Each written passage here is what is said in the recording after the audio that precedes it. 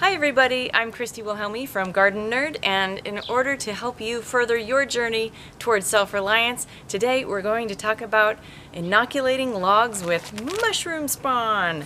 That's right, I got these. These are pearl oyster mushrooms. They're from Fungi Perfecti up in Washington. That's Paul Stamets, amazing Paul Stamets company up there. And these dowels get drilled into logs. And there's a couple things you need to know before we get started, because it's really important to have to understand that there is a symbiotic relationship between mushrooms and the wood that they grow on. So do your research, find out what kind of mushrooms you want to grow, and then pick the right wood for it. I happen to come upon some oak logs, and I'm going to be using those for my pearl oyster mushrooms. Mushroom logs should be 4 to 8 inches in diameter and about 3 to 4 feet long. They can be longer, but they kind of are heavy, so just keep it simple. So let me show you what you're going to need in order to get going. You're going to need a wire brush in order to clean up the log so that there is nothing on it that would maybe interfere with the mushroom inoculation. You'll need a Sharpie and a ruler to mark the spaces on the log where you're going to drill the holes. The holes need to be no more than 4 inches apart, so we're just going to use a ruler to make sure we get as many in there as possible. You'll need a cordless hand drill and a 5/16 inch drill bit that has been taped off 1 1/4 inches down, so you don't drill any holes deeper than that. That is the size of your dowel. Next, you're going to need a mallet or a hammer of some kind to hammer in the dowels. And after that, you're going to seal up your holes with some beeswax, a paintbrush, and something to melt the wax with. And of course, logs. Okay, so the first thing you need to do with your log is clean it. You're going to use your wire brush, and the important thing is to scrape off any other kinds of mushrooms or lichen that are present, because we don't want any competition. So moss is fine, but anything else needs to come off. So scrub your log.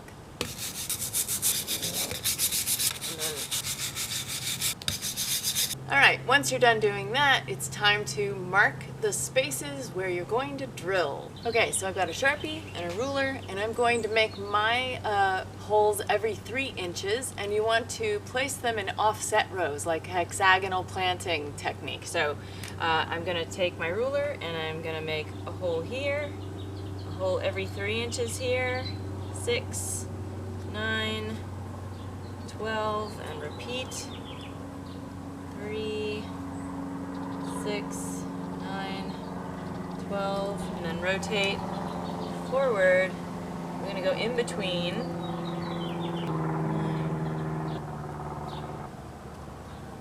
Ignore that. That's a mistake. So, ignore that. So you're going to continue marking around the entire circumference of the log, and then you'll be ready to drill your holes. Once you've marked out where you're going to drill your holes, it's time to drill. Here we go.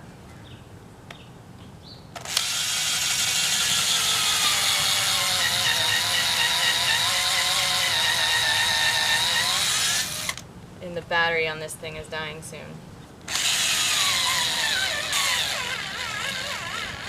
You're filming this, aren't you?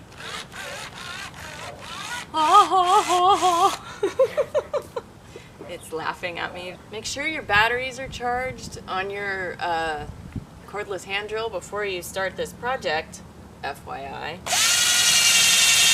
And remember, hardwood is hard. Sometimes you might hit knots, it might be a little harder to drill through. Just keep going, you'll get there eventually. It's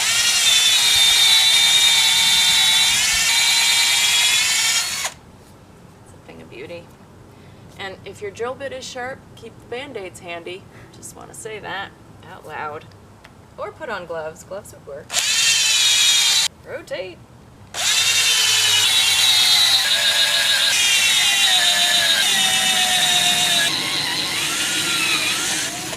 It is time to insert these dowels into these log holes. Log holes, that's what I'm calling them.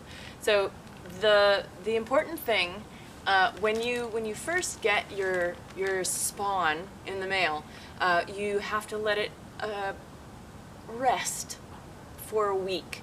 So plan ahead and make sure that you store your spawn in a dark place for 5 days to 7 days, and when the little grooves in the dowels are full of white fluffy mycelium, then they're ready to use. So I'm going to take these and put them in the hole and hammer them in.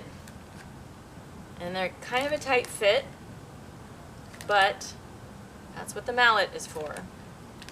Let me just say at this point that if you buy mushrooms from someone else besides Paul Stamets, your dowels may be a different size, and therefore you may need a different size drill bit. So just making that point. Hammer these in so that they're flush with the log.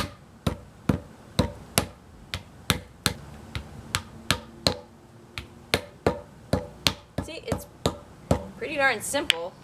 And go all the way around the log that way, and when you're done, all we have to do next is wax it.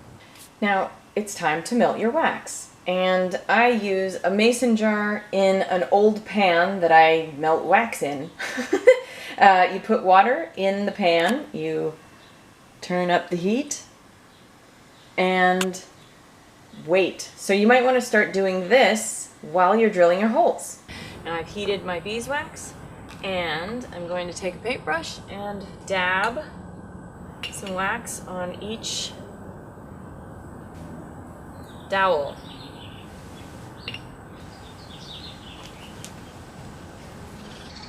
This is beeswax from our bees, by the way. Make sure you cover the holes really well. Don't leave any gaps.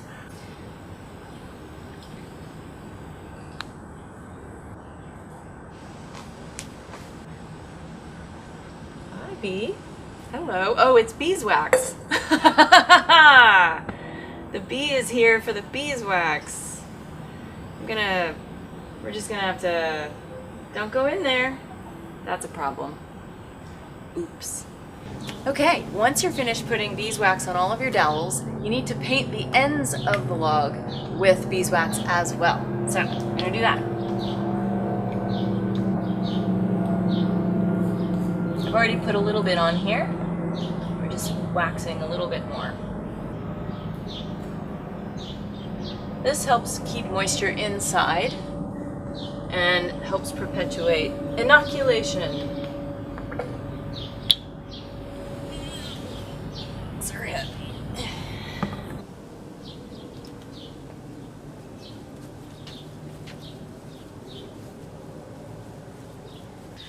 Once you've finished waxing your logs, it sounds so weird, it's time to put the logs up on bricks or pallets in a shady or dappled shade spot.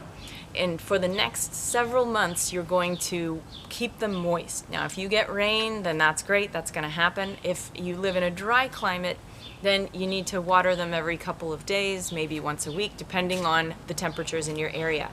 And when you do, try and use filtered or unchlorinated water and or rainwater if you've got it stored in a rain barrel. Consider throwing burlap over the logs to keep them out of sunlight, and make sure you check them for moisture every once in a while.